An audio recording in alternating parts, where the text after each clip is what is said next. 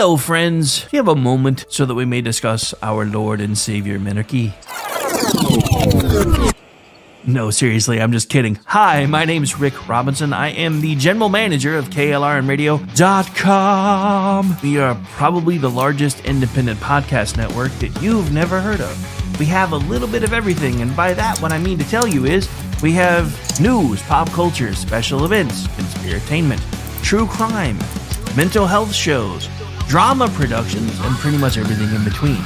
So if you're looking for a new podcast home to grab a little bit of everything that you love all in one place, come check us out. You can find us on X under @KLRNradio. You can find us on our Rumble and our YouTube channels under the same names.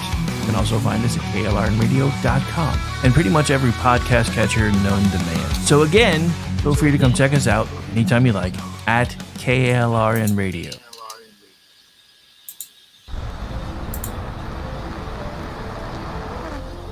Are you ready to reach for the stars? Tune in to The Lost Wanderer, the #1 monthly podcast on good pods in astronomy. Join our host, Jeff, as he takes you on an interstellar adventure to explore the mysteries of space and the wonders of science.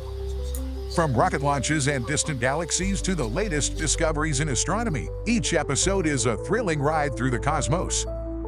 Don't just gaze at the stars. Come explore the universe with us. Follow The Lost Wanderer wherever you get your podcasts, and let's discover the stars together. Hi, everyone. This is JJ, the co-founder of Good Pods. If you haven't heard of it yet, Good Pods is like Goodreads or Instagram, but for podcasts. It's new, it's social, it's different, and it's growing really fast. There are more than 2 million podcasts, and we know that it is impossible to figure out what to listen to. On Good Pods, you follow your friends and podcasters to see what they like. That is the #1 way to discover new shows and episodes. You can find Good Pods on the web or download the app. Happy listening.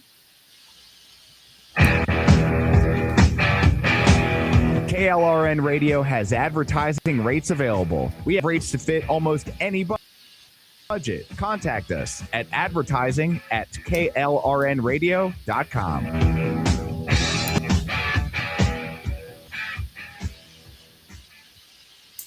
The following program contains coarse language and adult themes. Listener discretion is advised.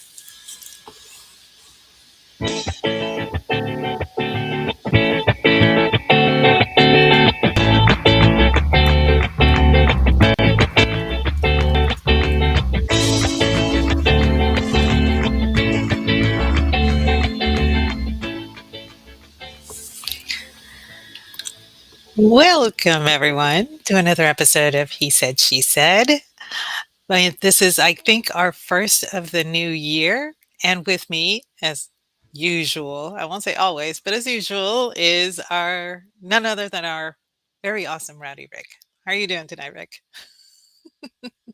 If I could remember that I was muted, I'd be doing great. No, I'm doing all right. Yeah, it surprised me because I knew I had a lot going on at the end of the year.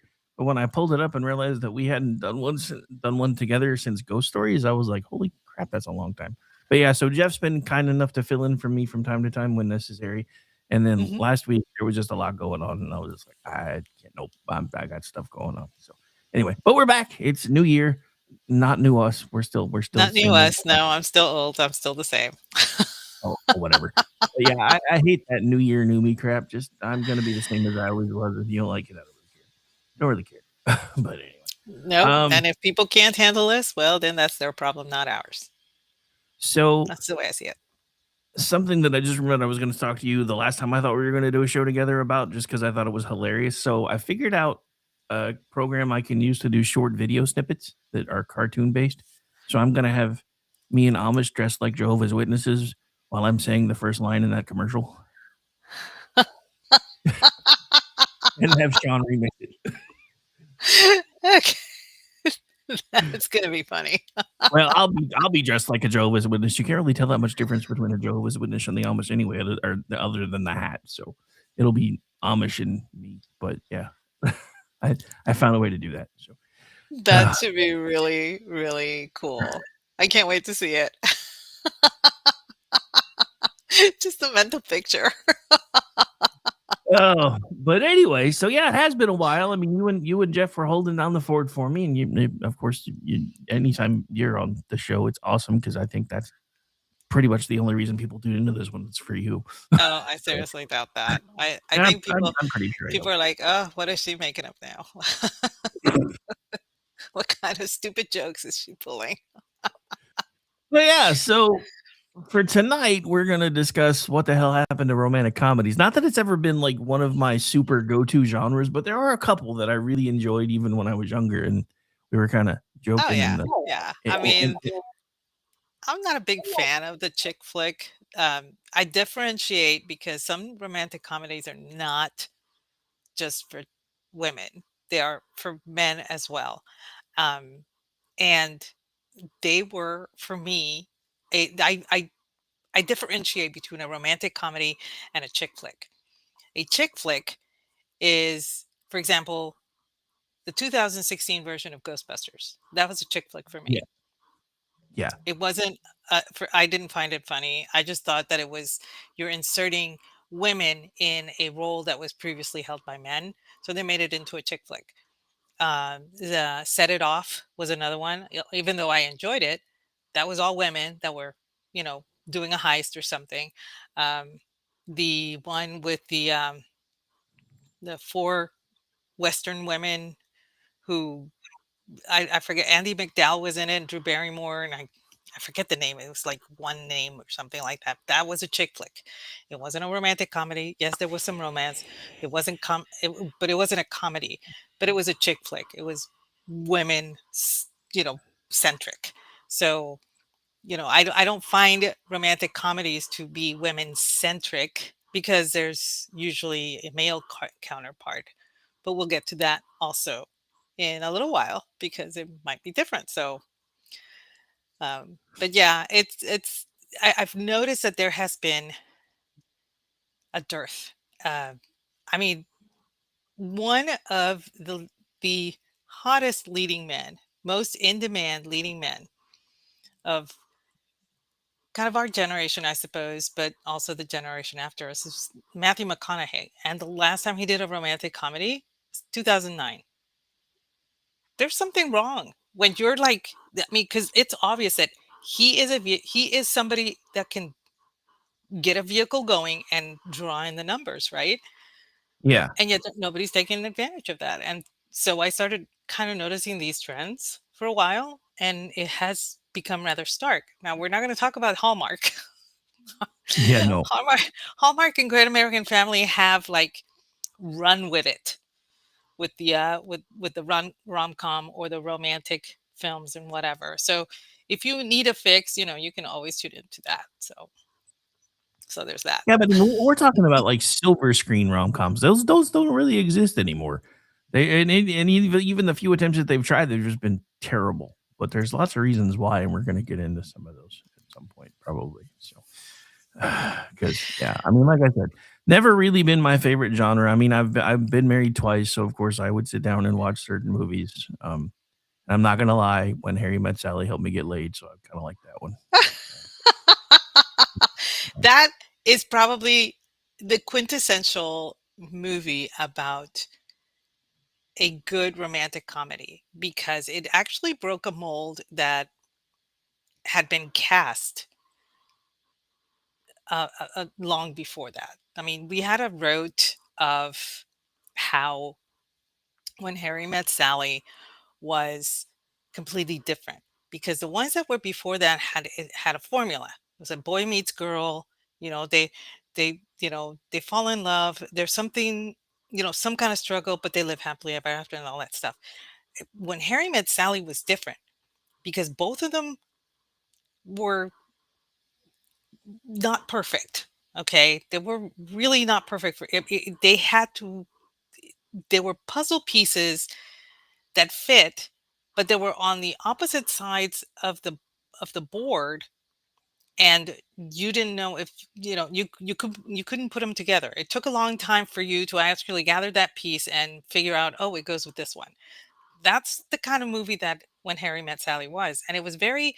And I'll say this, and I'm not making fun of it. It was very educational because it showed a lot of realism between two people who were not perfect and yet found perfection in each other through their imperfections. And that was something that was not shown a lot.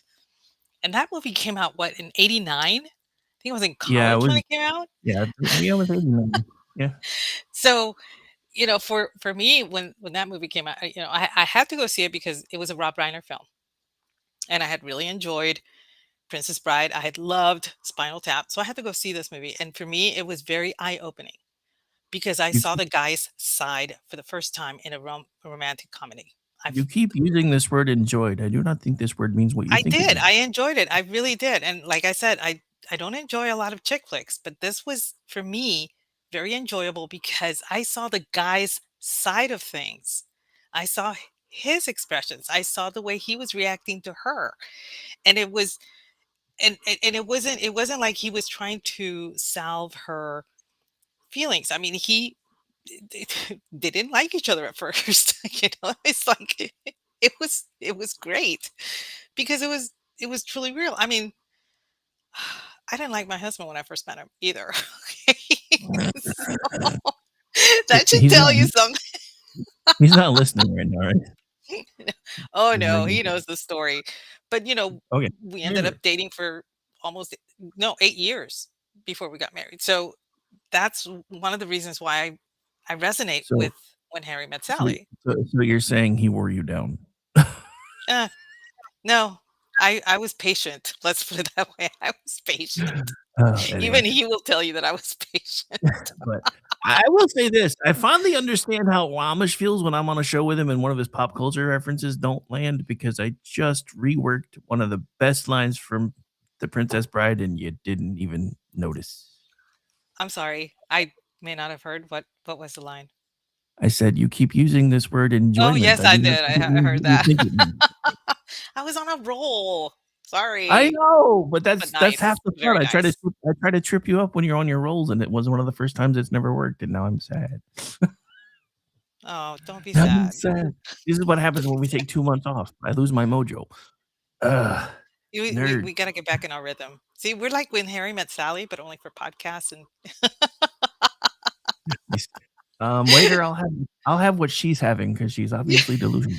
that was that those scenes, those seriously, it was to me a brand new, fresh take on a romantic comedy, and it actually broke a mold. Now, it was a mold that was established before then, but believe it or not, there was a comedy that was actually very similar to, in a way, to When Harry Met Sally, and that comedy came out, I want to say 30 something, maybe 40s. I forget. It happened one night. Was also a comedy. It was a romantic comedy that was completely different from what had been done before. And it was kind of along the same lines. They didn't like each other, and he's following her because she's running away, and it to me, it's still, if not the best romantic comedy, definitely the top 3 for me. Because it was different, because it showed the guy's side. And that's the important part when you're having a good romantic comedy, is that you have to be able to see things from the opposite sex point of view. That's very important because, in my opinion, the romantic comedy served a purpose in society. It showed people how to flirt.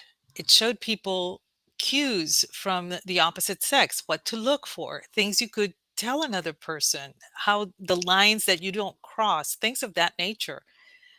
I mean, I remember going to the dollar movies on campus. That's how I got to see Princess Bride. It was a dollar movie on campus. And we went as a group. Um, but not for The Princess Bride, it was another movie, and, all my girlfriends went as a group and everything, and there was a couple sitting in front of us, and me being, the anthropologist and everything, I was more paying attention to the way that he was treating her, and it was, gosh, what was the movie? It was,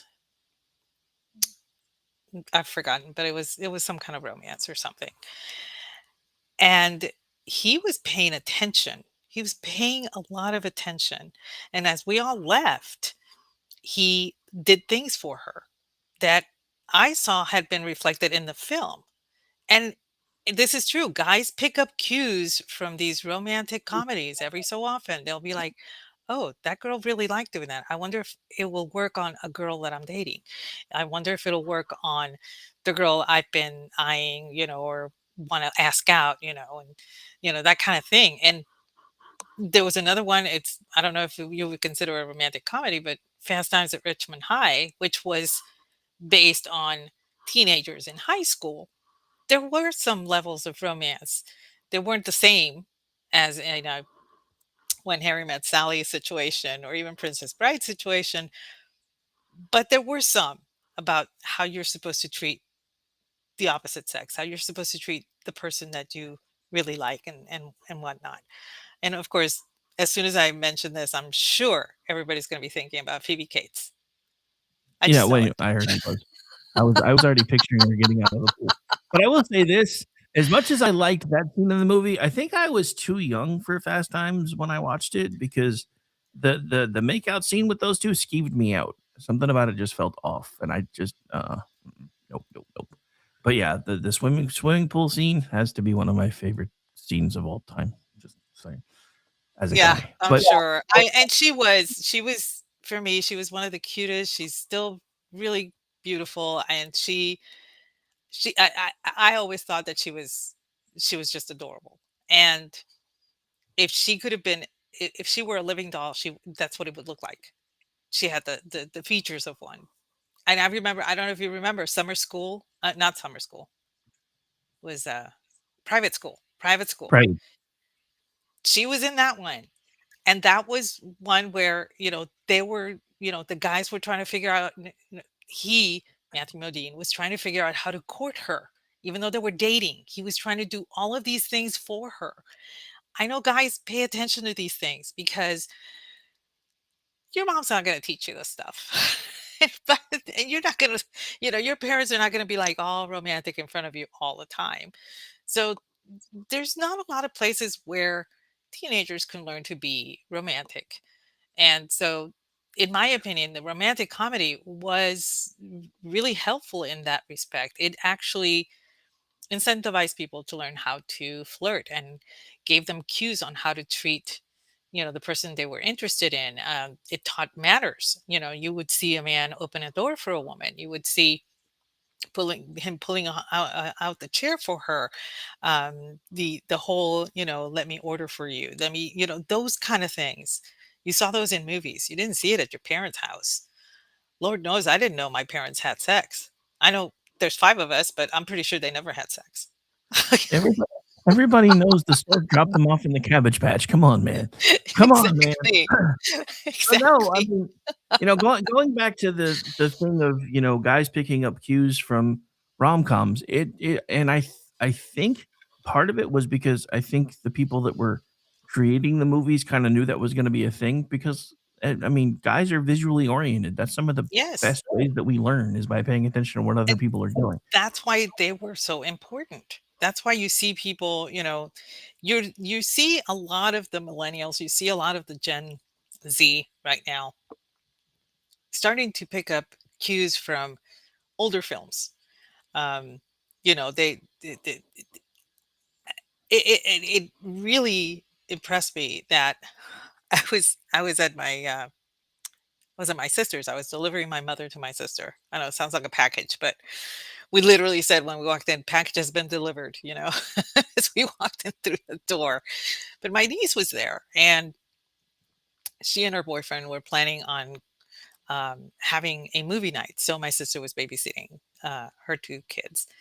And I asked her, what movie are y'all watching? And she she said she was going to watch Ever After, which came out in mid 90s, I think 95, something like that. And Yeah, I it was looked at her as like, oh, I love that movie. I love that movie. Any take on Cinderella, I am there. I don't know why. I do not understand that. There are no glass slippers, but whatever. I am there for it. And so I was looking, I was like, oh, that sounds so cool. And she's like, yeah, I'm in the mood for a romance. And of course, her boyfriend's like rolling his eyes. I'm like, of course she is. And I'm like, well, it's we started talking how it was Cinderella and all this stuff and everything, right? But now Yeah. I'm like, but that was a movie that was made before she was born, and I'm like, that's how far back you have to go to find a romantic film that you like. That's because there's really nothing romantic about modern romantic comedies. I mean, they've still tried a few of them, but one of the biggest things that I've noticed with, the modern romantic comedies, nobody's allowed to be wrong anymore. The No, they never misunderstand anything to too major of a degree. They never say the wrong thing. They never grow in any way as a character. It's just all of a sudden they have some sort of a light bulb, or as Mr. Smee from Hook would say, I've just had an apostrophe. Yeah, I mean it's just so it used to be they would show the arc of the character, and I think one of the reasons why the modern rom-com falls so flat, at least a couple that I've tried to watch, and it could just be that I'm now twice divorced and old and bitter, I don't know, but they don't work. There's no character growth. It's like there's just an announcement. It used to be, there was the scene where you could see that the characters had figured something out and they'd grown together through whatever they were either struggling with or the fact that they couldn't stand each other at first. And now it's just, oh well, we've hung out for a couple days. We should date now. yeah, there's no personality development. There are no flaws. Nobody has a flaw. And if there are flaws involved, they're always the guy. It's never the girl. And I hate that. I really hate that because that's giving men a really bad example. They're going to be looking for that type of woman. She doesn't exist. There is nobody that can tell me that there are women out there without any flaws. Physical, emotional, mental, we all I have them. mean, especially the emotional and mental ones. Oh wait, I'm sorry. Did I say that out Yes. loud? No, no, you're not wrong. Yes, especially those. We come with some heavy, heavy scars. You cannot tell me that we don't. And the fact that they try to erase that nowadays when they're making a film is not really, it's not helping social situations between the two sexes. And that's, or even as a same in a same sex situation, you don't really have that. You They make it more perfect, and it's a disservice to them. It really is. My Y'all know my friend Charlie, the one my first kiss, who came out of the closet 2 weeks later.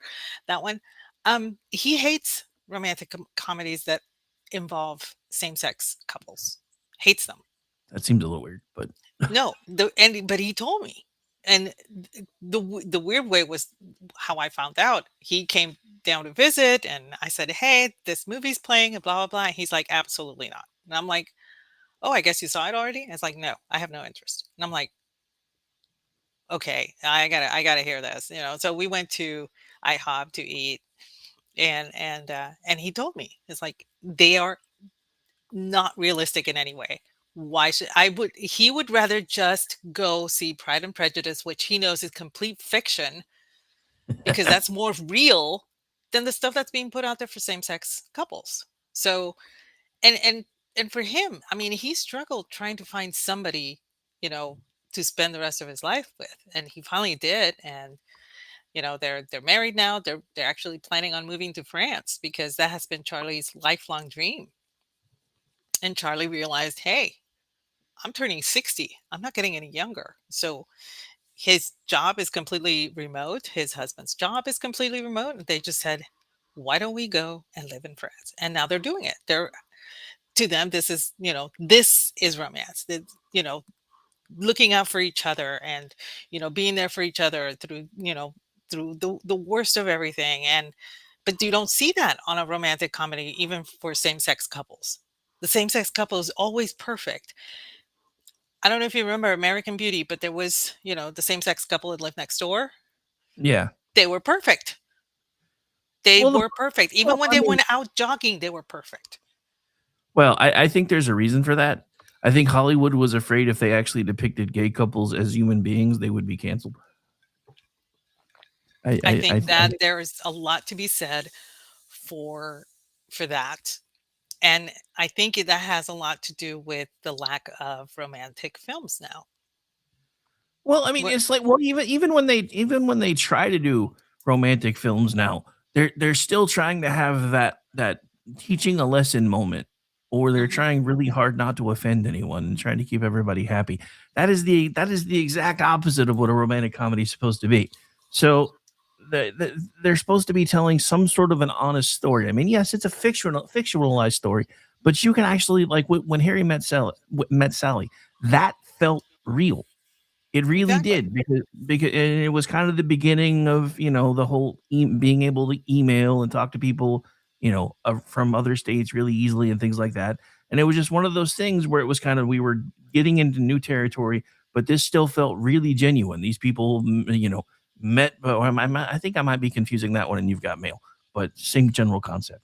But it's just Same chick. Same But chick. yeah, I think that's why I got confused. But anyway, but it's kind of the same thing though, because it's just everything has to be safe now, and I mean I've noticed it with everything. Like even Stranger Things season 5, which does not exist in the universe that I came from, just so everybody knows.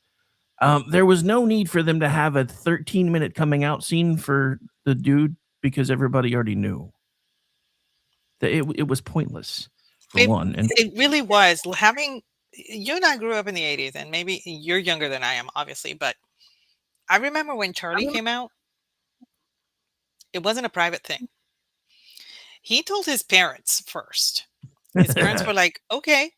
And then they went back to watching The Wheel of Fortune. That's what he told me. I was like, "Seriously?" And it was like, "Yeah, it was they were fine with it." And I'm like, "Okay, no problem." And so when he came out to his friends, because he came out to me first out of all his friends. Um, when he you're came like, out to everybody else, they all looked at him and was like, "Okay, duh. we knew." And I literally this thing about 13 minutes in this was so protracted and so stupid. I had gay friends in high school. I graduated from high school in 1985, and yes, there may have been some bad things with the gay community and the straight community, in further back from the 80s, but in 1985 we knew who our gay friends were, and some of us went shopping together because they had really, really good taste. So I was pretty okay. I mean, and there were gay characters in movies, there were gay characters in TV, there were gay characters in romantic comedies like Mannequin. Remember? But yeah, no, but that's just it. It wasn't this obvious gonna beat you over the head with it. It was just you can kinda No. tell that something's a little off with the dude that was, but and everybody knew. I mean, hell, even I knew. I mean, hell, I had a gay friend growing up who came out after I moved back home, and he's like, "Just so you know, I'm gay." I'm like, "Dude, the fact that you used to try to get me to play strip poker with you was kind of a tell." Just saying. So it's not like you're hiding anything. Yes, Ordy. Yeah, they are the same movie. Actually, You've Got Mail and When Harry Met Sally. I mean, they basically are, if we're being honest. But that's that formula that we're talking about. But even formalized romantic comedies used to work back then because there was still something that felt genuine about all of it. Like Yes. the scripts that they put out now in the streaming era of romantic comedies, it's like nobody's actually writing them. They're putting a focus group together to go like, okay, so how can we fill 90 minutes without pissing anybody off?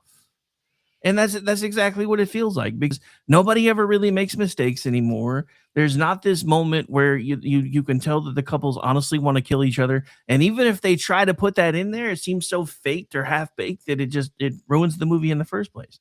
I mean, like I said, I haven't really watched romantic comedies in the last couple of years, but it's not because I haven't tried. It's not something I watched all the time, but it was something that I would occasionally enjoy. And the last couple that I've watched have been terrible. I will tell you, and this is coming from me with my memory. They're so terrible, I don't even remember what they were. I think the only romantic comedies that I have watched have been on Hallmark, and that's pretty sad. Although they were pretty good. And they are, and I think, Great American Family has taken it to a another level where they put faith in the romantic comedy as well into their dramas and everything, because it's a very faith-based um, channel. So that has been kind of neat, when something funny happens, and it involves the church, and all that stuff.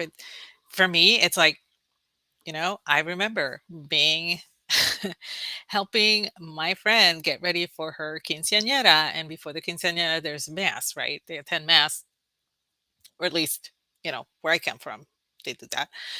And so they were going to have to go to mass, and she had to have her mass dress and everything. And, her mom is ironing it. Her mom is ironing it. And guess what? Yeah, there's a scorch mark. And my friend just absolutely loses her mind. We are all scrambling and everything. Her dad comes in. What is going on? And it's like a scene from a comedy. The mom is screaming at him, "Get out! You cannot see her!" And the dad's going, "She's not getting married. She's only turning 15." It's like, and I'm watching this whole thing going, I need my popcorn. I mean, it was like this entire mess, which, by the way, was completely fixed because her sister was seamstress, and she managed to put nicely placed darts and bows and whatever, and so she covered it up, and it was fine. But it was like I was watching a comedy in that, and this was right before church, at the church, that kind of thing. And so things like that happen, and so it's kind of nice to see it involving, faith as well. But I don't, like you said, if when you go to the movies, you're not getting that. And I have, by this time, we used to get an avalanche of romantic comedies. Why? Right. Right. Because Because I mean, it's February almost was Valentine's coming. Day. It's almost Valentine's Day. Dude, for like for like older, 16, 17, 18-year-old teenage boys, romantic comedies up to February, if you were dating somebody, were gold mine. Or even if there was somebody that you wanted to ask out and you were afraid to, you'd wait until a romantic comedy was coming out that you knew the chick that you were into was gonna like. You'd be like, hey, let's go see this movie. And then, you do the whole, yawn and stretch move and all that stuff that we used to pull back in the day. But it's just none of that exists anymore. And I think part of it, I mean, some of it, I think, honestly, I think COVID killed some of it because almost nobody really goes to the movies anymore. And even if you go now, it's not anything like what it used to be. I mean, the screens are fancy, the effects are awesome. You've got really comfy chairs and all this cool stuff that we always would thought we would be so awesome if we had that. But because it's such a pain in the butt, like half the time, you have to get tickets in advance now to make sure that you get the seats that you want because you can't just go and see what's open when you get there. You've got to pay extra money if you get your seats in advance, which now the last time I even took the kids to the movie, they wanted me to use the stupid kiosks there to buy the tickets. And I'm like, I already bought them. So I'm glad I did because I'm not going to, I don't know. It's very The complicated. sanitization of how the movie theaters work now, how expensive it's all gotten, plus the fact that there's almost nothing worth going to the theater to see anymore because all you really gotta do is wait a month and it'll be on your favorite streaming service. And, and it's not the same experience anymore, for one, but then you get to the point where, like, even some like and I've noticed this a lot, not even with the romantic stuff, because like I said, it's not my biggest genre, but I would at this point much rather turn on an older show, even if I've seen it a million times, because I know there's more than 8 episodes. Or I know it's not just gonna be some little formulaic bullcrap where, "Oh, you gave me this 11-minute breakup scene with this big piano track, and then they make up 5 minutes later via text." What the hell? Yeah, that's not true. If I you mean, can maybe so it's true for the Gen Z, but it's not. It's if not. if I don't know. if you had some big ginormous, supposed end all be all of a breakup, and you can if solid in a text message, it didn't deserve a sad piano track at all. I'm just saying. No, if you can get back together in a text message, it was not a breakup in the first place. It was Right? just theater. Okay, that's what it was. I don't care. I don't care. This is having been on the rough end of a breakup many, many times in my life, in my young life.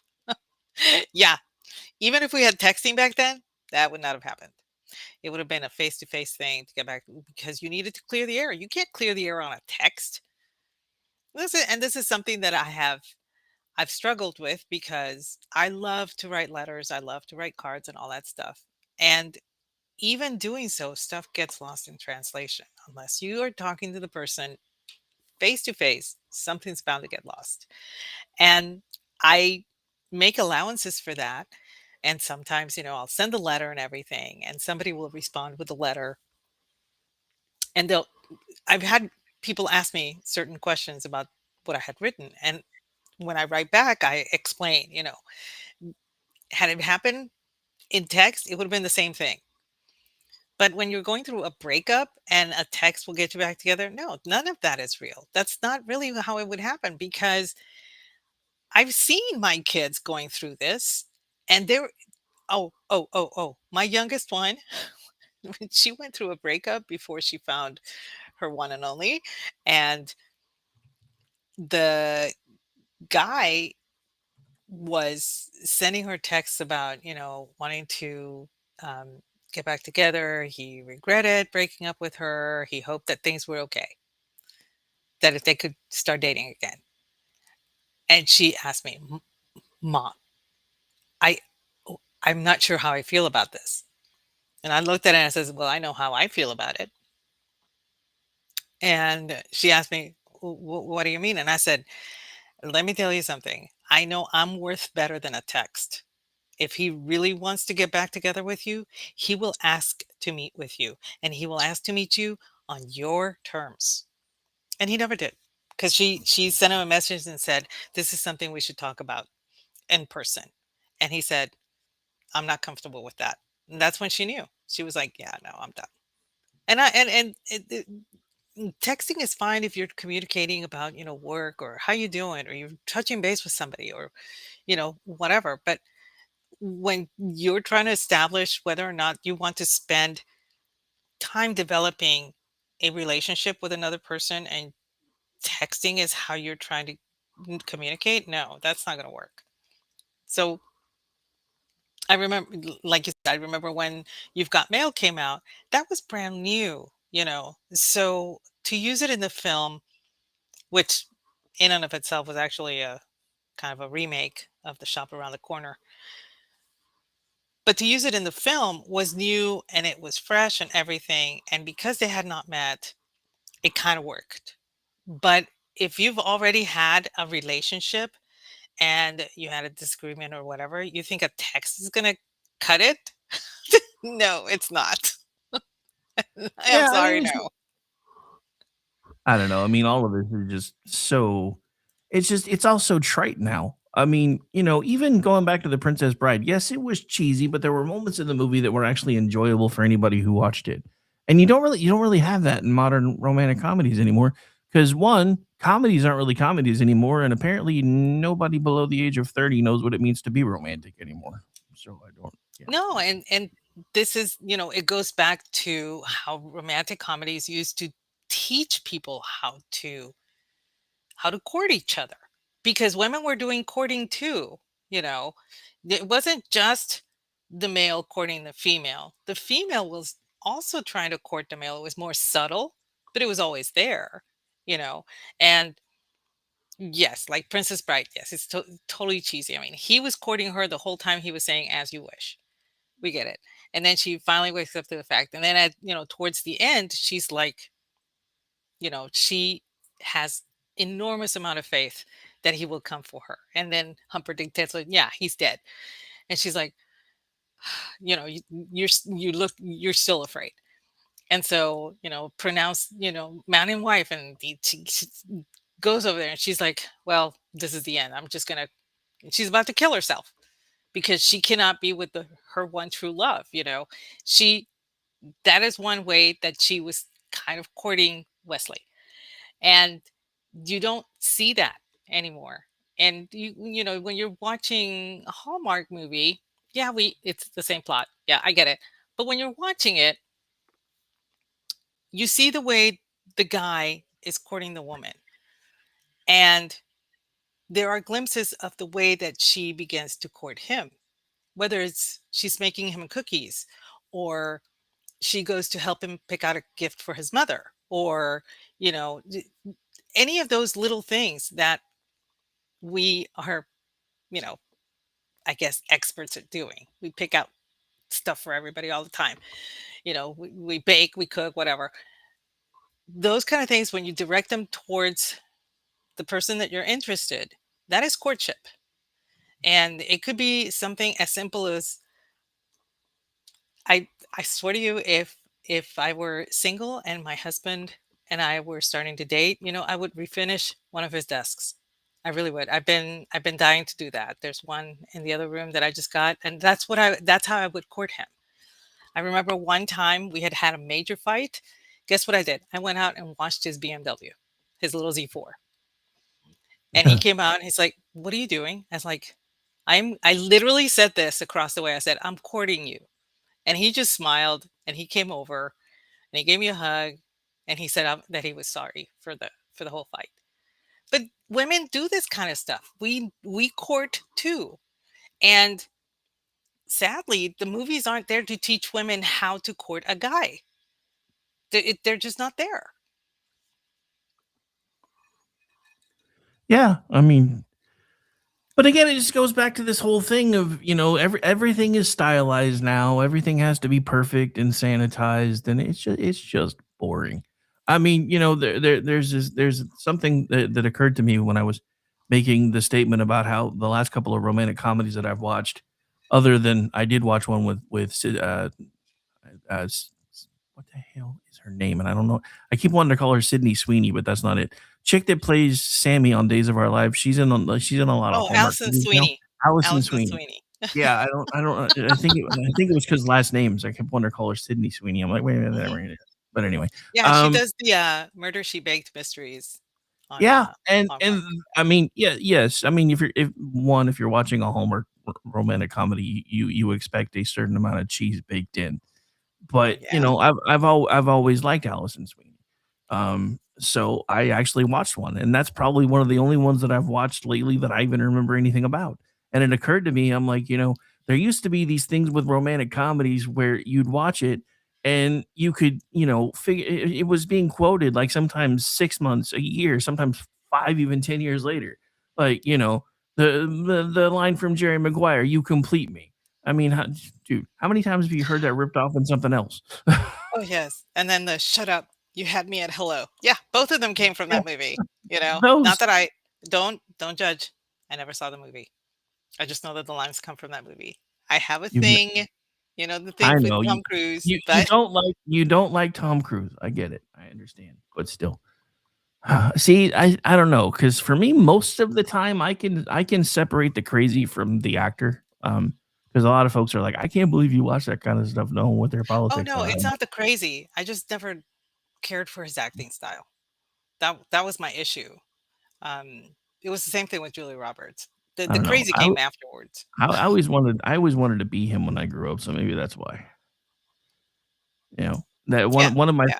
one of my first experiences with Tom Cruise was, the take those old records off the shelf, and all of a sudden he comes sliding across a hardwood floor. I'm like, that's awesome. But I would, Oh, like I said, I like I remember said, going to I think it was a Halloween mixer between 2 dorms, and, several of the guys decided to dress up as Tom Cruise, it's specifically in that scene, and I was like, "I am so out of here. I don't need to see guys in their whitey tighties, sorry." nice, None of them looked like Tom Cruise.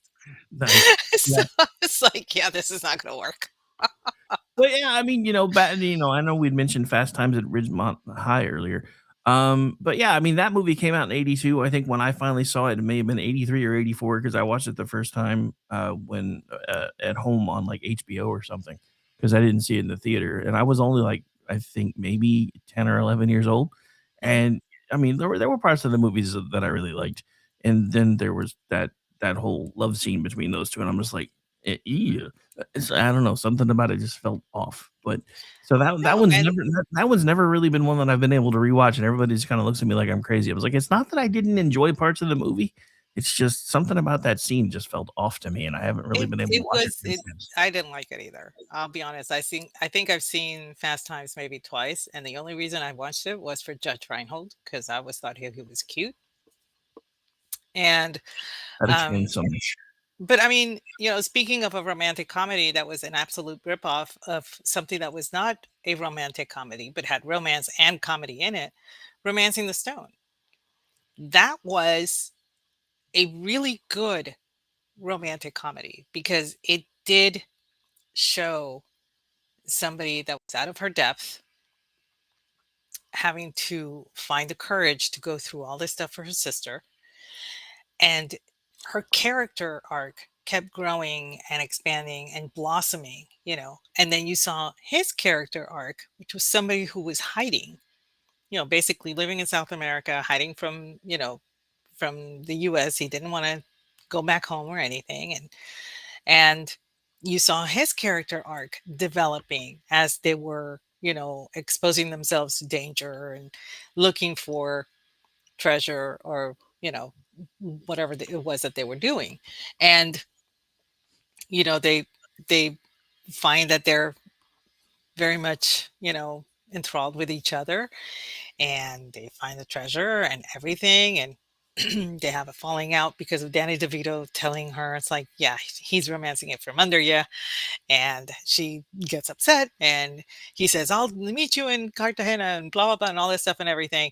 And through it all, she grew and he grew. He became a very responsible person. She became a very courageous one. And it worked. It showed women what they could do. It showed men how they could grow up too. And that was a really good romantic comedy. It was hilarious. And Danny DeVito almost stole the show. Eh, he does that.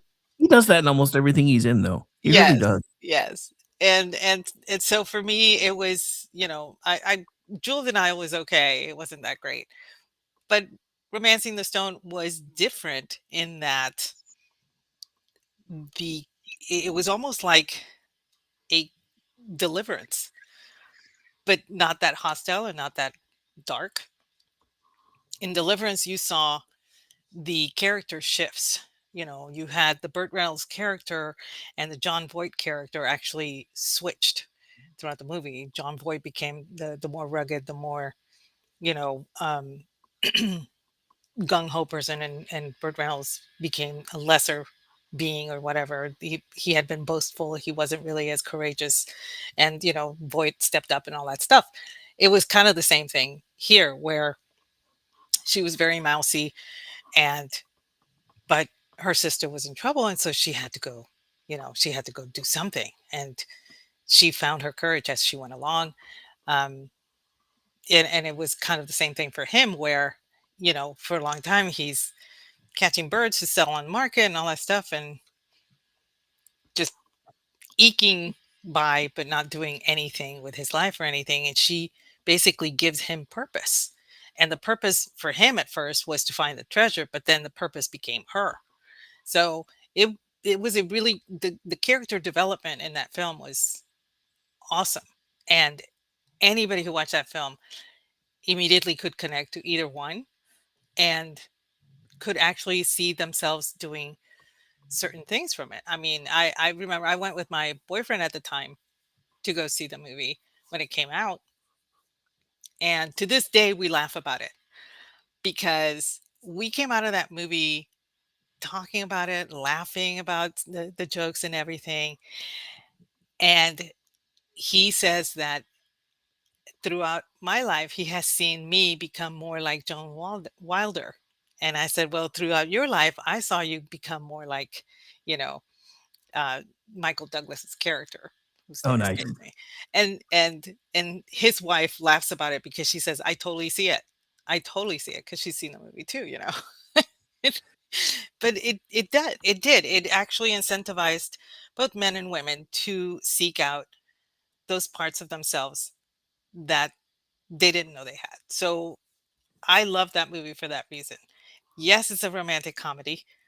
Yes, it was a total ripoff of Indiana Jones Yeah, it was. and Raiders of the Lost Ark. I get it. But the thing was, it was so well done. And the development of the characters actually taught people stuff, that they could do things like this too.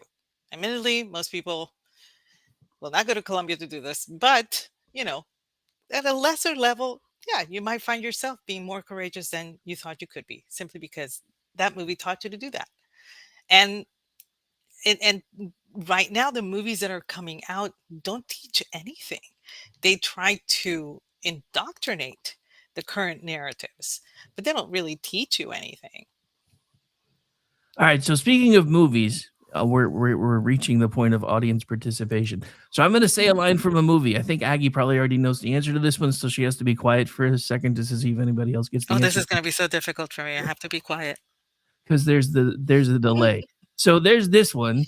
I gave her my heart and she gave me a pen. Let's see if anybody in the audience gets that one. I will give one. I'll give one hint. I know Fu would get this one. That's all I'm gonna say.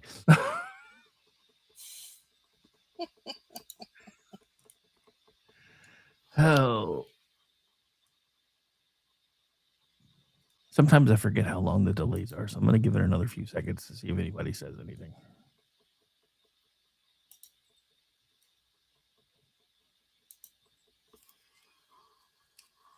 Do you know the answer, Aggie, or do you need another hint?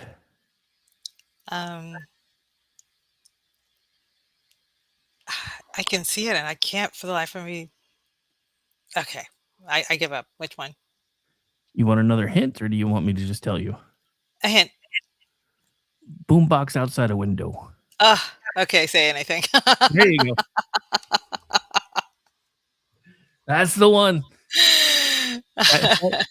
Chat's off talking about their own stuff now, so they're not paying attention to it right now. I'm like, yeah, whatever. I tried to include y'all. You can't yell at me. Anyway, but yeah. But I mean, that's the thing. That's a line from a movie from the 80s, and you can hear it and you still remember the movie. Yeah, I can't remember a single line from a recent romantic comedy that sticks out like that one. Like the "You complete me" line, or the "I'll have what she's having." I mean, granted, that wasn't a romantic line, but it's still one that you remember. Oh, yeah. And then there's this one from the clone of When Harry Met Sally. I wanted it to be you. I wanted it to be you so badly. I remember that line, and honestly, I thought it was from When Harry Met Sally, and then I I realized remember when he's walking up and she's looking at him and she's like, oh, you see the relief on her face. Yeah, I remember. But yeah, I mean, that's the stuff, though. I mean, there's nothing like that anymore. And the worst thing about it is, if they tried to have like this one, and then I'll let everybody know what it is in a second. This one, if they were to do something like this today, it would. So, and this is the line: "I'm just a girl standing in front of a boy asking him to love her." If they tried to do that today, it would be like a 15-minute monologue before she got around to the point. I want to say that's Notting Hill. And you got it in one, so well done. Thank you. Even though, again, Julia Roberts. Yeah, I know. But no, I mean, the thing about it, and the irony is, one of the biggest things we're talking about with romantic comedies from the era where you and I grew up is they were things that people actually could learn things from if they were paying attention. And now they've made the lesson points so obvious that they're tedious and boring, so nobody wants to watch them. No, it's you know what? I am wondering, let me check. Uh-oh. What is Aggie checking on? But no, I mean, List of romantic comedies that are coming out this year. What are there, like 5?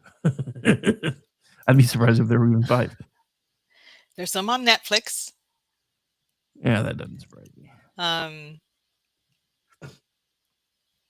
One is called People We Meet on Vacation. Oh, guess what's being re-released? 50 First Dates. That's nice. considered a release for this year. And yet that movie came out in when? Late 90s, early 2000s, I think.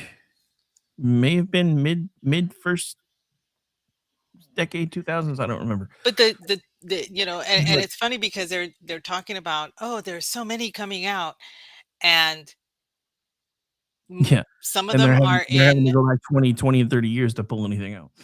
yeah, some of them are international films. Most of them are international films. A lot of them are coming out of Korea, South Korea to be precise. North Korea doesn't do love movies.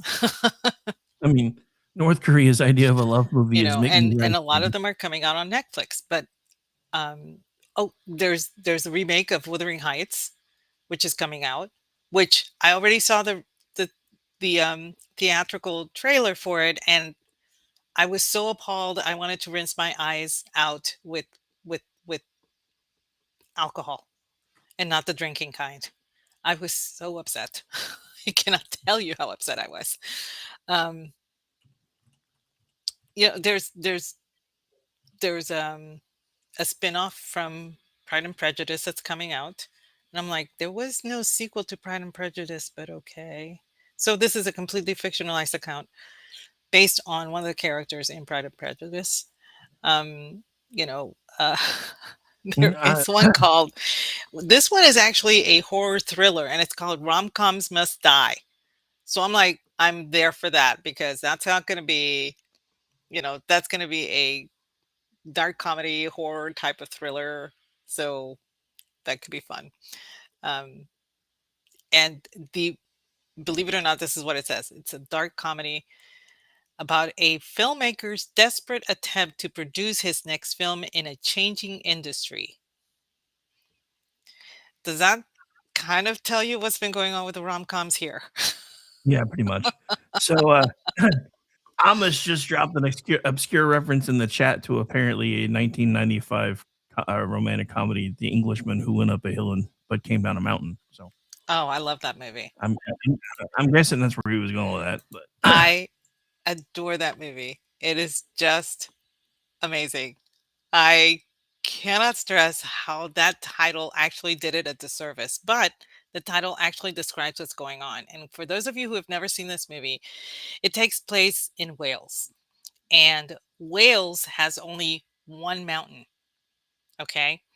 And they're very famous for that one mountain. A mountain has to be a specific height in order to be classified as such. Otherwise, it's classified as a hill. Well, there were cartographers that came to town and they decided they had to measure it to make sure that it was a mountain. It turns out that it was short. So the town gets incentivized by the local barkeep, I believe, to actually build it up. Okay. While the cartographers are kept busy, so the cartographers don't know what's going on. And they're trudging dirt up the mountain. They cover it with tarps so that when it rains, it doesn't get washed away. But they keep doing this because they want to make sure that this is recognized as a mountain. Now, the reason it's called The Englishman That Went Up a Hill and Came Down a Mountain is because the character they're talking about was Hugh, what's his name? Hugh Grant, maybe? Yeah, him, Hugh Grant. He falls in love there, and so for him, that was his mountain. But he was one of the cartographers. I think Ian McNeice was the other Oh, one. dude, I completely forgot that Miles O'Brien is in this movie. Miles O'Brien played the barkeep. He was great in that film. It was a complete total sleeper, but it's worth checking out because it is based on a true story. The town did do this. They actually built up the mountain so that it would qualify as a mountain because it was their one thing that tourists came to see was this mountain. Okay. So, and at the end of the film, it shows you paper clippings of this happening, and it shows pictures of the barkeep and everybody that had been involved. These were real life people, and so it's actually very cute. There are some things that are very funny about it. There is a romance going on, but it's and there are some sad parts like when the rain comes unexpectedly and washes away a lot of the dirt, and they have to do it during the night while it's still raining, and it's just, but the whole townsfolk decided to do this, and people are literally taking dirt and walking kilometers to put it on the top of this hill to make it a mountain. It is just, it's, I cannot stress enough how when this came out, I was like, I can't believe I have to watch this because at the time I was still working for I was working part time for the video store when it came out, and so it comes out, and I'm like, we were usually assigned films, and everybody knew I was not going to touch horror. That was just not my thing. I didn't want to get scared or anything. But so English stuff came to me, foreign stuff came to me, Spanish stuff came to me. So this one came to me, and I was like, with the title this long, this is going to be the most ridiculous thing I've ever seen. I came back and said, I need to buy this movie. Well, that would well, if you didn't like the scary stuff, that would explain why you didn't seem to know anything about Pride and Prejudice and zombies that I were have just the mentioned books. in the I chat. have the books. I do. Sense and Sensibility and Sea Monsters as well. And I have Abraham Lincoln Vampire Hunter. I have the books and I have read them, and they were actually pretty cool. So, Well, I and mean, the to be fair, you are an anthropologist, and Abraham Lincoln Vampire Hunter is a historical text, so I'm not surprised. but yeah, and I like the movie too. Pride and Prejudice and Zombies. That was actually pretty cool. It was So I well also done, think in I'm my opinion. also from earlier in our conversation, I think I may have figured out why you actually wound up majoring in anthropology. Because saying you're an anthropologist sounds so much cooler than I'm a people watcher. um,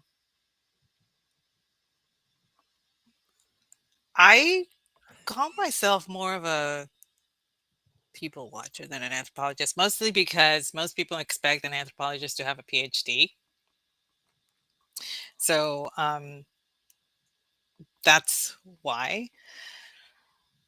But I'll be honest, most of the people that I knew in the field, the more knowledgeable were in the in the undergraduate area, the ones that had just the either a master's or a bachelor's degree. The PhDs ones were so specialized in one tiny thing that they knew nothing about the rest of it. It was weird. It was really weird to see, but it was true. Oh yeah, I think I figured it out because you're like you can be sitting there just people watching, and anybody that gets offended, you're like, I'm not stalking you, I'm an anthropologist. Just kidding, just kidding. But Oh, but anyway, but no, it's just going back to the topic. I mean, I don't other than like I said the whole Allison Sweeney stuff that I watched one night when I couldn't sleep that wound up being at least a little bit cute.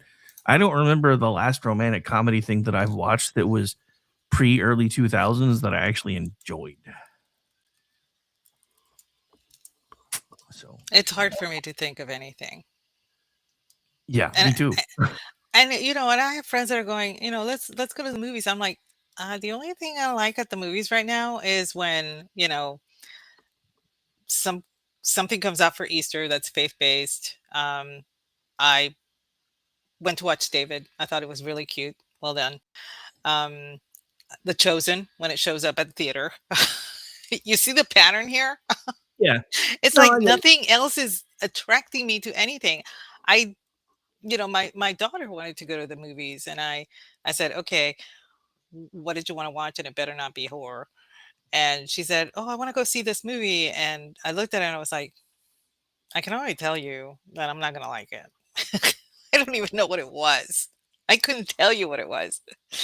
But she went, she comes back, she and her fiance went. They came back. I was staying with them because I was painting some stuff for them. And they came back and they said, yeah, well, you were right. You called it. I said, see? But I mean, they don't even the young people that I know don't like going to the movies because there's nothing there that interests them.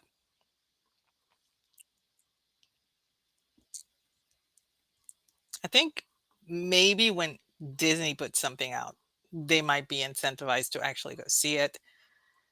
But, you know, my daughter went to see Elements or whatever it was called, and she came back and said, "Yeah, it wasn't that great." I'm like, "Wow." If sh even she, as liberal as she is, if she didn't like it, I'm like, "Well, I'm definitely skipping it."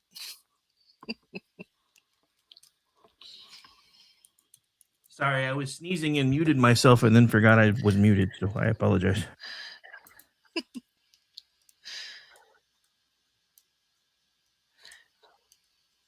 Oh, um, I think I'm finally done sneezing now, though. I think.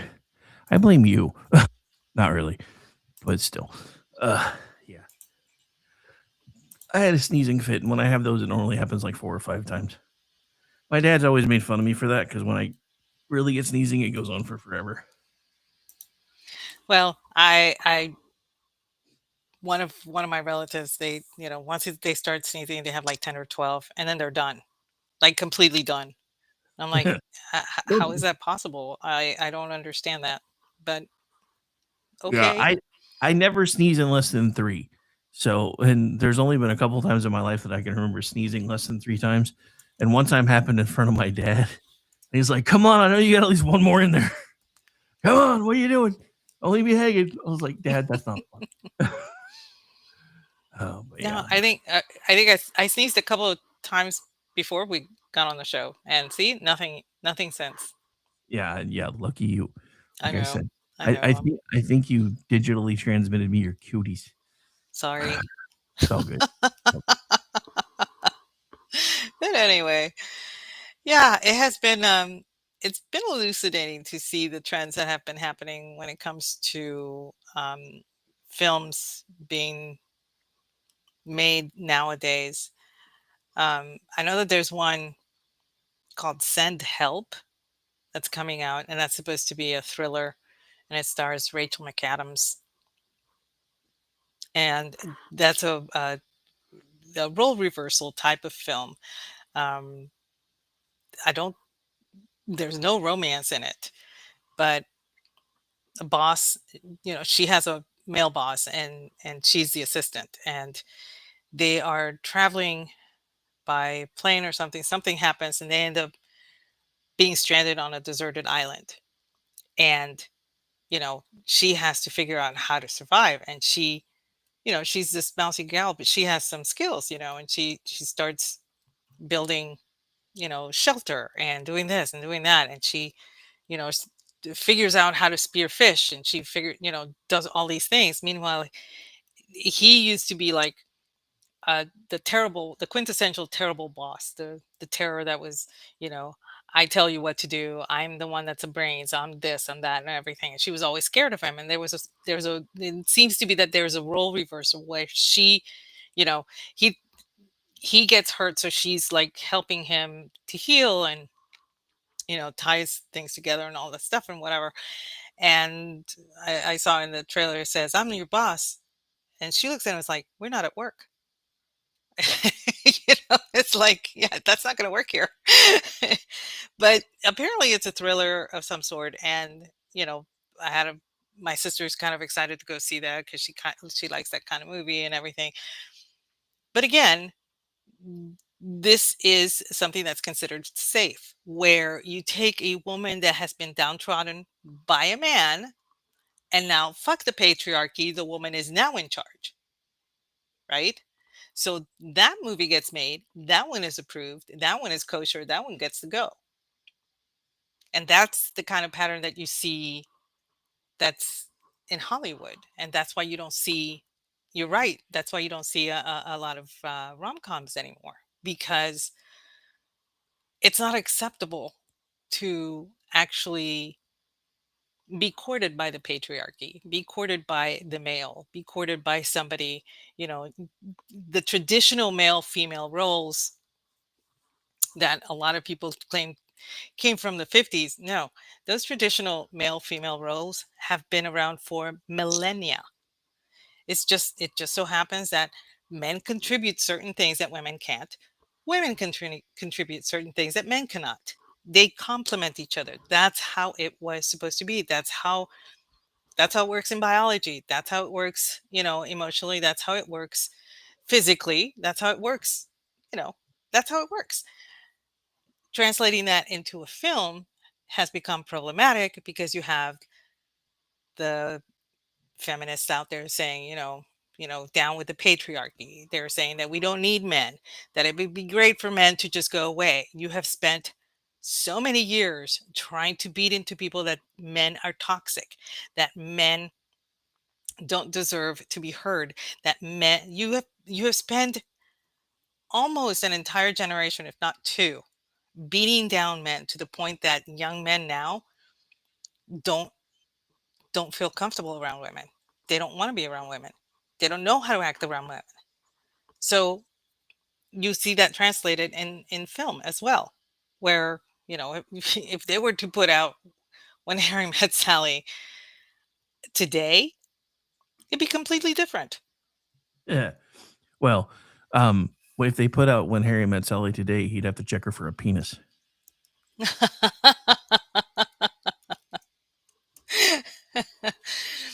It'd be, when Harry met Pat, because you could tell which one was which, Yeah. that kind of thing. So, who knew that, it's Pat would actually alive, it would come to life today. Yeah. So many things that have happened in this era are things that I never expected to happen, and none of them have really been that good. It's just, it's just, and it used to be a joke when I worked the gay community. I mean, we used to joke about it all the time because we'd always know because the funny thing about working in the gay community was all the straight guys would bring their girlfriends out to the gay bars thinking that none of the guys in the bars are going to hit on them. Then they get pissed off because all the women are hitting on them. And those were fun fights to break up. I literally almost got my ass kicked the first time I tried to break up a fight between two lesbians because everything in my body while I'm trying to break it up is screaming that you can't fight a woman until she almost got my gun. And then it was all bets were off. I was like, bitch, get on the ground. But That is, and that is something that LEOs have had to deal with a lot. Women are not the delicate sex. Women are the more hostile of the two sexes. I mean, you remember the movie Species? oh yeah, I remember. Well, you remember when they're talking about how they But got I the remember. DNA and they decided to make it female to be more docile. And Michael Madsen looks at them and says, "You guys don't get out much, do you?" When he said that, I was like, "Oh, that is dead on. Women are the hostile sex. Don't let anybody else tell you different." Delicate meant physically, not when it came to your actual personality. When it came to actually hostility, women are the more hostile of the two sexes. They always have been. Why? And Because probably we always will. had to compete for the better male. Pretty much. This is why. So I honestly really hate how my brain works because that, he'd have to check her for a penis line just backfired in my head because now I have in my head Bill Crystal going, just because I can drive a stick doesn't mean I want to do tonight. I hate my life right now.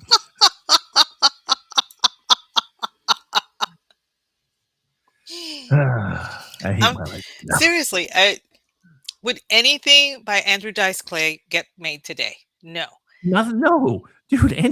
Andrew Dice Clay would have never made it out of like the New York comedy circuit today. It just No. wouldn't have happened. No. And admittedly, he didn't do rom-coms or anything like that. But I thought his movie, The Adventures of Ford Fairlane, I thought it was hilarious. I still like it to this day. You know what? You know what Andrew Dice Clay taught me? Unlike Amish, who figured out that you could go up a hill and come down a mountain, I figured out you could go up a hill with $1.25, and Joe would come back down with 250. 250. Little boy blue. He needed the money. Oh my god, that was such a great album. But and you want to know what the sad part is? My boyfriend had to explain all the jokes. Oh And God. after he explained them, that's when I would bust out laughing, because he had the LP. And I was visiting him one day. We were having, I was invited to dinner or whatever. And after that, we decided to like listen to records or whatever. At the time, CDs were a thing, but he didn't have a CD player yet, so we still had LPs and everything. And he pulled out the Andrew Dice Clay LP, and we played it. And I'm like, "You're gonna have to explain some of this stuff to me." And he says, "I adore that about you." And he did, and I kept getting redder and redder and redder, but I was laughing my ass off. I mean, some of them obviously I could understand. The Jack and Jill one I understood. I didn't understand Little Boy Blue, so he had to explain what the blowing meant. Oh, come on. Things of that nature. Oh my God. I think you and Angie might have had some things in common in your younger years. Good Lord. Oh, but yeah, I mean, and then my cousin got in so much trouble because he was babysitting one night and he was actually letting me watch this stuff when my mom came home from going out with some friends. And it was right as he was doing the little Mother Hubbard bit, and my mom came unglued. Ooh. Yeah, I could see why. I can't believe you're letting him watch this. And then, yeah, but keep in mind, this was the woman who, when I was 6 years old, took me to see Alien in the theater. So I don't really feel like she had much to say. Anyway, There was, there were some unconventional romantic comedies that were kind of dark. In my opinion, True Romance was one. Um, Bonnie and Clyde was actually not a comedy, but it was marketed as there were levels of romance in it. And I remember when that movie came out, I was very, very young, but I remember dad talking about it. I think it was like, was it 5 or 6 years old? And he was talking about it. And I didn't know what he was talking about, but my dad was kind of disturbed by it because he grew up knowing the stories about Bonnie and Clyde and everything that happened. And to see a film that was actually romanticizing it was very disturbing to my dad. And this was, I mean, we were still living in Puerto Rico. So the movie came a year after, it was released in the States. But my uncle wanted to go see it and everything. And so my parents and my uncle and my aunt went to San Juan. We stayed behind with one of my mom's friends, one of his teachers or whatever, and they went to go see the movie. And he came back and he said, "Yeah, it wasn't worth it." And I'm like, "Okay." And that was, that made an impression on me years after I get around to seeing Bonnie and Clyde. And I'm like, yeah, I kind of get what dad was talking about. Everybody else seemed to like it. They all thought it was a good movie, and it was a well filmed movie. It was really well done. But that level of romance was kind of like making them out to be more heroic than they really were. And even here in this town, Bonnie and Clyde actually stopped in the town that I live in. They stopped to get gas and sandwiches at the gas station, and there's a marker, okay, where the gas station used to be, and everything. And obviously, they only stayed to get gas and the sandwiches, and then they kept driving. But even here, they make it sound like it's a romantic thing, and I'm like, these people literally killed people. There's nothing romantic about this. But even Hollywood will actually romanticize something that doesn't deserve to be romanticized, and yet they still can't manage to do that. They're still not doing that. Even romanticizing something that shouldn't be romanticized, which Hollywood has done plenty of times. They're still not doing it now. It's like they're not wanting to do romance the way we all understand romance to be. They're trying to break it. I don't know. Maybe it's just me. Maybe I'm just putting no, things. no, no, no, no, no. I think you might be onto something because think about this, and I'm gonna touch the third rail that we don't normally touch on the show for very often. But think about how long a certain group of people has been trying to do away with the nuclear family. So and we had already discussed how, especially in this day and age, pop culture, especially things like romantic comedies, were in a lot of ways how younger boys, as they were doing their whole coming of age thing, figured out how women should and may like to be treated, because we are visually centered learners. That's kind of what we do. That's why we're really into things like Playboy magazine, because we can see it, we Mhm. understand it. But so, and that didn't even really occur to me until you said it earlier. But I think there's more to this, because, and I think it's another reason why they're just slowly killing out the genre. I think it's a twofold thing. These same Karens that have basically killed the genre because they can't offend anybody anymore, they can't take any risks, they can't show people being actually vulnerable in a believable way. I think it's also because they are still trying to get us to the point where we're not falling in love anymore, where we're not making babies anymore, where we're not doing all these things, because they don't want us to do those things. And in the rare instances where they do those things, they don't want us getting along well enough to be able to raise our children, because they want the state to do it. I hate to sound like a conspiratus Maximus here, but yeah, it seems to fit to me. And witness the horrible book that I had to read for October. Hey, Okay, you did that the to one about yourself. the chupacabra and everything. One You of did the that to things that I yourself. what You did that to yourself. I did that to myself, yes. But one of the things that I did notice, aside the blatant sex scenes that were in there, was that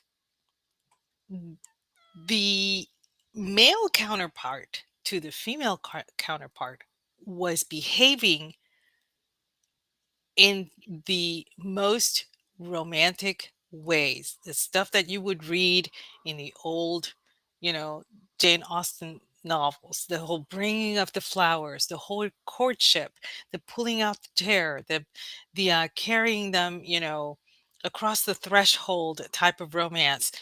All of that is in those books. And these are books that are written by women who hate men, but they want that. This is why the romanticizing of the monster is so important to them. They see men as those monsters too. They really do, because they are always calling men monsters. So when you see it, when you start reading it and you're like, "Oh my god, how did they do that?" And you start turning the book trying to figure out the physics of the thing, like I was doing. And then, it hits you, "Oh, yeah, this is all physically impossible because this is a creature that doesn't exist." So okay. But taking that aside, I started seeing that pattern. The romance, the courtship, the absolute adoration, the washing of the dishes, the cooking for the girl, the kissing of the hand, all of those things were in that book. And all I can think of was the women that are writing these books that absolutely hate men want the men to do this again. They just cannot say it because they have invested too much trying to make men toxic. And that's where the monster comes in. So I'm willing to bet that the next rom-com that you see, not this year, but possibly the following year, will be a monster a comedy, romantic comedy. That's what's Probably. happening. They're going to bring the monsters into it because that milkmaid farm, whatever it was, that was very, very popular, about the centaurs and the females, and that were falling in love with the centaur, whatever the hell it was, the chupacabra books, all of those things. There are a lot of people reading these books, and Hollywood is noticing. And I'm willing to bet that the next round of romantic comedies are going to involve monsters. Cordy, brace yourself for Bigfoot to make his appearance. I mean, there's already Bigfoot erotica. Amos just talked about it before.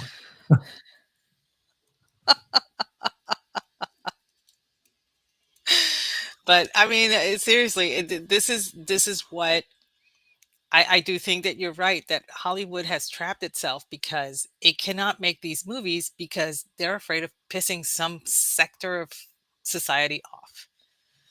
When And which is funny when you think about it, because Hollywood didn't want, and I know it's not the same genre, but Hollywood did not want Top Gun Maverick to be made, to the point where, because no, China had heavily invested in it, they were trying to airbrush out some of the patches from Maverick's original jacket. yeah, the Korean patches. And And then and what?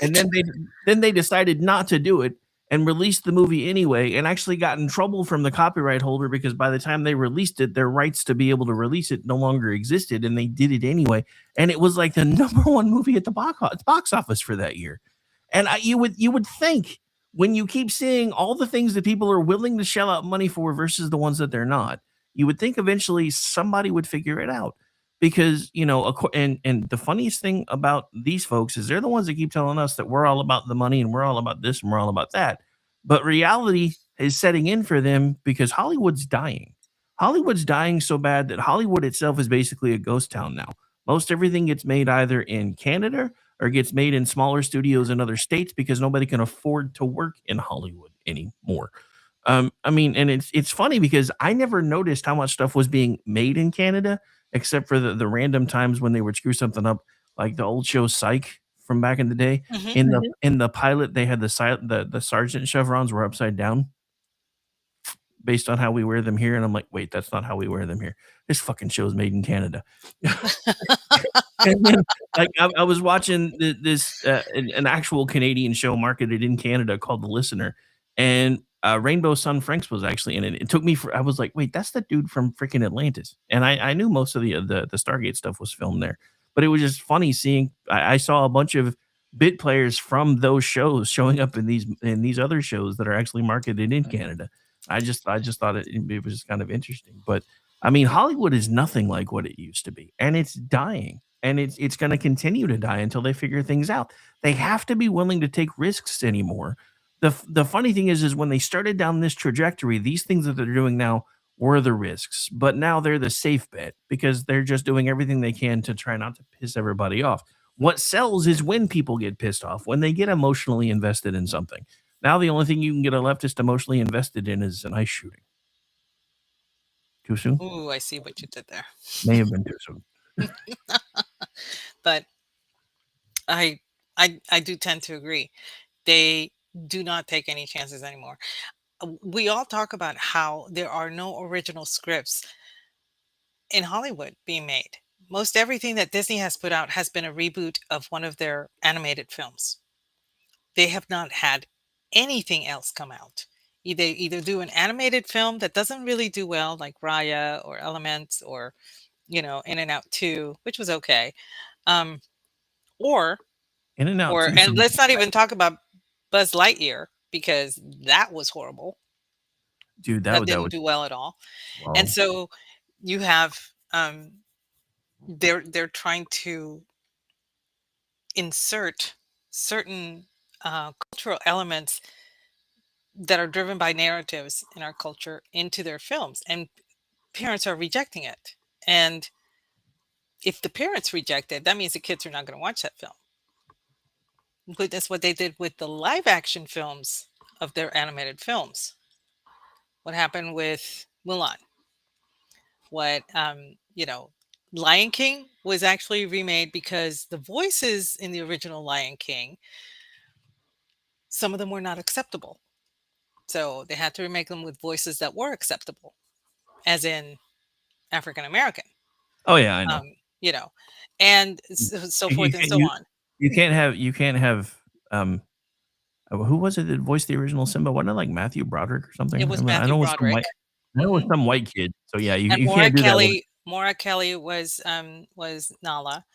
Um, James Earl Jones and Matt Sinclair voiced his parents, but you had Scar, which was Jeremy Irons, which was Chef's Kiss, and inserting some of the lines from Reversal of Fortune in that film were so beautifully done because only the adults got those lines. I am surrounded by idiots. That was from Reversal of Fortune, Oh, okay? I know. But I mean, well, that's how things used to be. That's like with Looney Tunes back in the day. I never got any of the jokes that were aimed to the parents in those stupid cartoons. And then my kids started watching them, and I was like, now I understand why my dad was laughing at these all the time. I just thought he was laughing at the same things I was laughing at, but now I get it. Because it was marketed to everybody, and that's just it. You can't do that anymore because it's not that it's not, I guess not really marketed to everybody because they were still willing to take risks, but they were still trying to include everybody. Now they have to include everybody along with their specific checklist. Like one of the biggest things about romantic comedies now, it used to be, do these characters have a spark? Do they have some kind of a connection? Can you see them? Now it's, do they check all the right boxes to be in the movie? I hate that shit. hate it. Mhm. Absolutely hate it. And again, the worst part about it is it's not. I mean, I know we're specifically talking about romantic comedies tonight, but the same thing is happening in pretty much every other kind of movie because there are no original scripts really anymore. There are no risk takers, and I don't know if it's because original scripts aren't being submitted anymore, or if they just can't pass the focus group anymore. It's because I mean, you can't tell me that people aren't still trying to submit ideas to places like Hollywood. I mean, think of, I mean, Sylvester Stallone. If Sylvester Stallone was 18, 19 years old today, he would have starved to death in his car. Yeah. Everybody, everybody forgets that man's story. He wrote Rocky. He was Yes. homeless at the time that he managed to finally get somebody in Hollywood to pay attention to him. That kind of stuff can't happen today because they don't care anymore. Because if it doesn't check all the right boxes, doesn't have enough of the focus group approval, doesn't have a balanced enough cast where you can make sure that, which the funniest thing about all that was when they decided to remake Snow White and the actual midget in the room was like, don't you dare cast my people. Everybody else is saying the reverse, brother. What's wrong with you? Yeah. Anyway, Yeah. but anyway. And I mean, it's just, Orty has mentioned how Orty and Brad both have mentioned how Peter Dinklage actually closed the door behind every other little person who was aspiring to walk in his footsteps. He had actually elevated little people into, like um, Warwick Davis had back in the 80s, like um, Billy. Oh, I forget Billy's name. He did it in the 70s. They they they did this. They elevated little people, and Peter Dinklage said, "Yeah, you can't use my, no, you can't. That's disrespectful to little people, so don't use them." I'm like, what? No. So, so think about this from this perspective, though, because this is something that pissed me off about that entire argument. The only reason anybody knows who Peter Dinklage is because of folks like Warwick Davis, who paved the way for them to be able to make tons of money. And now Hmm. he's trying to pull up the fucking ladder behind him. Fuck that guy. Yeah, with a rusty cactus, metal. Wait, cactuses can get rusty? Well, metal ones. You see them. See them for sale in those. Whatever. Anyway, yes, Billy Barty. Thank you, MD. Billy Barty. He was great. He was so awesome. I think one of my oh, favorite portrayals was in Foul Play with Goldie Hawn. He, oh, dude. he was so cute. He was poor Oh. thing. He was just selling Bibles. But I, anyway, I think one of my all-time favorite Goldie Hawn movies was the one where she was a football coach, but, Wildcats. but it was primarily because of the bathtub scene. Not gonna lie. Wesley Snipes was in it. Very young Wesley Snipes. But yes, I remember Wildcats. That was a really good movie. My sister went to see it with her boyfriend and she reported back and she said, "You've got to see this movie." And I'm like, "I don't like football." She's like, "It's not about the football." And I said, "Okay." She wanted to go again. So we went. And I was like, "Oh my God, this is the greatest movie this year." It was so cool. It was so funny. But I loved the Foul Play and Seems Like Old Times with both of them with Chevy Chase. But Foul Play for me was very special because it featured my favorite operetta, which is the Mikado. So I I I can sit here and sing the whole thing, but I won't. I mean, go ahead. But Go ahead. that's another example of a romantic comedy that was actually a mystery. So and that one was well made. She's a librarian, right? And she picks up a hitchhiker and he ends up dead. She goes to the police, she reports on it and everything, and she gets involved in this mystery, and she ends up falling for the cop and all that stuff and everything. And they basically um, subvert an assassination attempt on the Pope who is coming into town to you know do his thing, and he's going to see the Mikado. So it was, you know, she finds her courage as well. Her character arc actually develops. And so it was a cool movie for me. I loved it. Oh, yeah, but anyway. No, I'm still scratching my head at all this stuff because I'm still going through all the different little side notes that I had jotted down, and it's just everything in Hollywood is so formulaic now. Uh, and it's like the same thing with Disney. I mean, how much money have they lost just because, Kathleen Kennedy's an idiot? Thank God she's finally actually supposedly on the way out the door. Although I'm going to be Oh, sad the amount of because hemorrhaging that they've done is pathetic. I'm going to be sad because I'm not going to be able to do my Kathleen or Cartman impersonation screaming about Kathleen Kennedy for very much longer. But You gotta squeeze that in. But yeah, Disney was a powerhouse back in the 80s and 90s and dude. I into mean, the 2000s. think They about it. I mean, had, but during that, they had different production companies. You had Touchstone, which was family oriented. You had Miramax, which was more the thrillers and all that stuff. You had Hollywood Pictures, which actually had the more adult fare, like Color of Night. When that movie came out, everybody was surprised that it was under the Disney banner because it was under Hollywood Pictures. But at the time, most people didn't know that Hollywood Pictures was owned by Disney. But that's how Disney was able to expand its empire and have a wider fare available in movies, available to the public.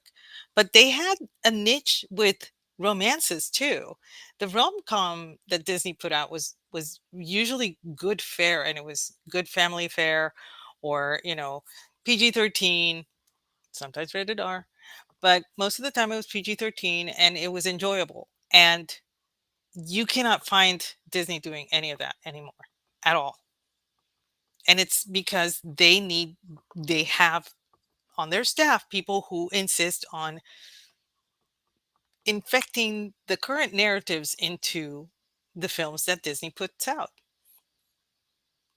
That's why romance comedies that are coming out are not palatable to a lot of people. I mean, and they're just not. I mean, like I said, anything that I've watched recently or even tried to watch, I'm usually turning off within like 10 minutes. It doesn't even really matter what the genre is anymore either. Like same thing with a lot of modern TV. There are very few modern TV shows that I actually enjoy. And it's like, the whole thing with Boston Blue. I really tried with that one because I like Donnie Wahlberg and I liked the fact that they tried to keep the concept going.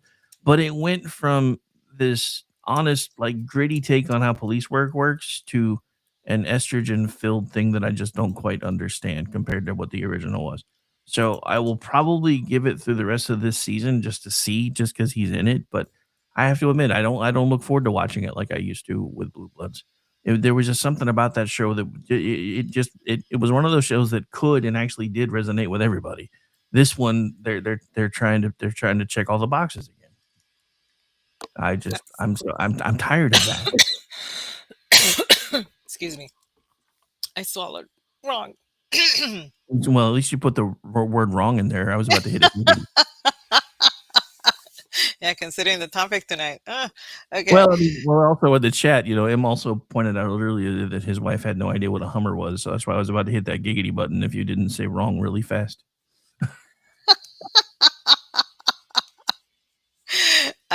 Yeah, it took me a long time to find out what that meant too. So Uh-huh. I'm not even ashamed of it anymore. It's just, I was a naive idiot for a very long time. So, but yeah. So like we said in the beginning, there has been a spiral, a death spiral with the romantic comedy, and whether that's on purpose or as a result of sticking to the narratives that are accepted so that people won't get in trouble, I'm not quite sure. I think it's both, you know. And like because you pointed out that it just seems like they're the conspiracy that all of these little Lego pieces are actually fitting really well, you Yeah. know. So who Well, it's one of knows? those things that I've told everybody for a long time. I no longer believe in coincidences because when pieces start fitting together, you just have to understand that there's probably reasons why they start fitting together. But even though I did have something kind of cute planned for the end, I've decided not to do it because we're already well over time, and we're gonna have to go because I have to do things that I can't do when I have a headset on. So Okay, where can we find you, Rick? don't look for me; it's a trap. You can find me tomorrow night hanging out with the Amish one as we do juxtaposition. We got back into that couple weeks ago, so we're back on schedule again. So we're going to do that tomorrow night. Sunday night, I have decided to forego Kingdom and Country because when I relaunch that one, I'm just going to start with the last series that I was doing anyway, and there's other things that I feel like need to be talked about first. So I will be putting together somewhere between a 60 to a 90-minute special regarding what's going on in Iran, since almost nobody else is talking about it. So that will be in my usual time slot on Sunday night. And then Monday night, back doing America Off the Rails. 10 p.m. Eastern. Tuesday, everything starts over. Rick Robinson, Tuesday through Friday, starting at 10 a.m. Tuesday night, hanging out with the folks at Manorama, doing the Manorama thing, unless one of my kids calls me broken down again, which hopefully doesn't happen. But anyway, for everything else, just feel free to check the schedule because I'm involved in one way or the other in about 80% of the content, so I don't want to have to keep talking. You can also find me at twitchy.com, misfitspolitics.com, and theloftusparty.com. You can find me on X at RadioX73. How about you? Where can folks find you? You can find me at Aggie the Barkeep here on X. You can find me 8:30 p.m. Eastern Tuesday nights doing the Cocktail Lounge with the ever suave Brad Slager. 8:30 p.m. Eastern Friday nights doing He Said, She Said with the awesome you. 8:30 p.m. Eastern first Monday of every month doing Spirited Books with the awesome alien Jeff. And I think, are we coming up on the second Wednesday soon? Yes, we actually. Okay. So we're getting back to it because we've been off for quite a while. So second Wednesday of every month is Toxic Masculinity, 8 p.m. Eastern. So watch for us there. Yeah, it'll be the 14th because the 31st was a Wednesday. Otherwise, it would have been, probably. If not for the fact that December had 31 days in it, it would have been this past Wednesday. Right. Anyway. Awesome. But yeah, and also, the day after that, I will be taking one for the team and watching Starfleet Academy and reporting back as to how much it sucks. So there's that. So anyway, because of all my Star Trek watching friends, I'm the only one that even tries to give the new stuff an attempt. So I told them that I would watch and tell them how much it reminds me of 90210 in space, because that's probably what it's going to be. But anyway, other than that, that's it, folks. Thanks for hanging out with us. Don't forget to tip your servers. And we'll see you next week. And I'll be back with you tomorrow night sometime. And hopefully, if I can find time tomorrow, I'll actually put out some content on some of the blogs that I haven't written for in forever. I keep trying to find time to do that. And then other things keep getting in the way. So, yeah, I think that's the resolution I'm going to try to keep, is write more often on my blog. Got to dust it off again. Thanks for joining us, everyone. Bye, everybody. In the words of the Amish, thanks. You've been great.